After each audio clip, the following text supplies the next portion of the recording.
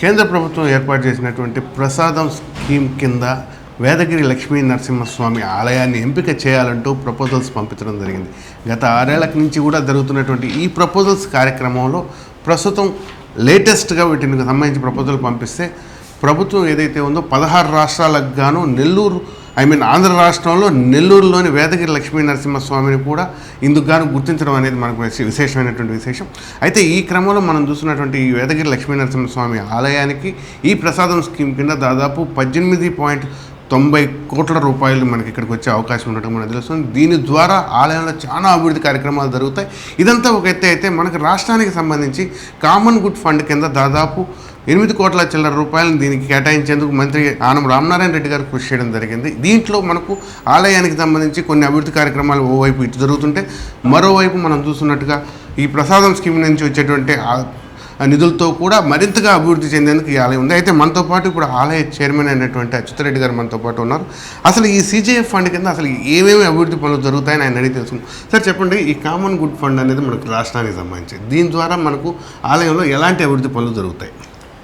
భక్తులకి వసతి భవనము, కళ్యాణ మండపము, బాత్రూమ్స్, ముఖ్యంగా మన గోవిందరాజు గుడి రెన్యువేషను ఈ CGFలో 8,74,00,000 వస్తున్నాయి. ఈ ప్రసాదం సెంట్రల్ గవర్నమెంట్ కింద దేవస్థానం ముందు గాలిగోపురం ముందు మండపము. సార్, అయితే ఇప్పుడు మనం చూసినటువంటి ఈ ప్రసాదం స్కీమ్ ఏదైతే ఉందో, అంటే CGF స్కీమ్ కింద వచ్చేటువంటి మనకు ఉన్నాయి. వీటితో పాటు మన కేంద్ర ప్రభుత్వం ప్రతిష్టాత్మకంగా తీసుకున్నటువంటి ఈ ప్రసాదం స్కీమ్ ఏదైతే ఉందో, అయితే ఈ ప్రసాదం స్కీమ్కి సంబంధించి మనకి ఇప్పటి వరకు కూడా తొలుత 70 కోట్లు వస్తాయని, తర్వాత 50 కోట్లు వస్తాయని, తర్వాత 30 అని అనుకున్నారు. అయితే ఇవన్నీ అయిన తర్వాత ప్రస్తుతం మాత్రం 18,90,00,000 నిధులు వచ్చేటట్టుగా మనకి ఇక్కడ అధికారుల నుంచి ఉత్తర్వులు ఉన్నాయి. దానికి సంబంధించిన విధంగానే వీళ్ళని ఇక్కడి నుంచి ప్రపోజల్స్ పంపించడం అయితే జరిగింది. సరే, ఏ కార్యక్రమాలకు సంబంధించి ప్రపోజల్స్ మీరు పంపించారు? ఈ 18 కోట్ల ఈ 90,00,000కి గాను అన్నదాన భవనము, గాలిగోపురం ముందే మండపము, దేవస్థానం ఆదిలక్ష్మి అమ్మగారి దేవస్థానం పైన పైకప్పు మొత్తం స్లాపు, 10 దశావతారాలు ఉండేది ఘాట్ రోడ్లో అభివృద్ధి, వాళ్ళ పార్క్ అభివృద్ధి, ఘాట్ రోడ్డు టోల్గేట్ ముందు ఒక మండపం, గోశాల అభివృద్ధి, ఇవన్నీ ఈ 18,90,00,000 పెట్టున్నాయి. ఇవన్నీ శాంక్షన్ తొందరలో వస్తాయి. సార్, అలాగే ఈ ఆలయ అభివృద్ధి అంటే ఈ ప్రసాదం స్కీమ్తో ఆలయం అభివృద్ధి చెందిన తర్వాత ఎలా ఉండే అవకాశం ఉందంటారు? ఆధ్యాత్మికంగా ఆలయ పరిసరాలు కానీ, కింద నుంచి పైకి వచ్చే ఘాట్ కానీ ఎలా ఉండిపోతుంది? ఈ దేవస్థానం నెల్లూరుకి 12 కిలోమీటర్లు ఉంది. ఈ అభివృద్ధి కార్యక్రమాలు అన్నీ జరిగితే ఇది ఒక టూరిస్ట్ ప్లేస్లో బాగా అభివృద్ధి చెందుతుంది. ఎక్కువ మంది వచ్చి స్వామిని దర్శించుకొని భక్తులు ఆహ్లాదకరంగా ఉండేటట్టు ఆ కొండ ప్రాంతం ఏర్పడుతుంది త్వరలో. ఇది బాగా ఈ అభివృద్ధికి సహకరించిన మన ఆన రామనారాయణ గారు, మన రూరల్ శాసన కోటమిరెడ్డి సేదరెడ్డి అన్న గారు, మన గిరిధర్ రెడ్డి అన్న గారు, ఎంపీ వేమిరెడ్డి ప్రభాకర్ రెడ్డి గారికి అందరికీ కృతజ్ఞతలు తెలుపుతున్నాం.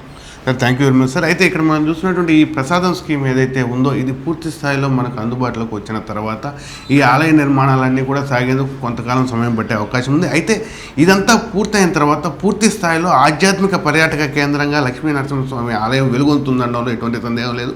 అయితే దీంతోపాటు ఇలాంటి ప్రసిద్ధత పొందిన తర్వాత ఈ చుట్టుపక్కల ఉన్నటువంటి గ్రామాలు ఏవైతే ఉన్నాయో, ఇటు దేవరపాలెం కానీ, ఇటు పొట్టేపాలెం కానీ, మా వెనకాల చూస్తే కొమరపూడి, ములుముడి, ఈ తదితర ప్రాంతాలన్నీ కూడా ఆధ్యాత్మిక పర్యాటక అభివృద్ధిలో భాగంగా ఇవన్నీ కూడా డెవలప్ అయ్యి అక్కడ వాళ్ళకి అవసరమైనటువంటి భక్తులు దూర ప్రాంతాల నుంచి వస్తే వాళ్ళకి బస అలాంటివన్నీ కూడా ఏర్పడే అవకాశం ఉంది.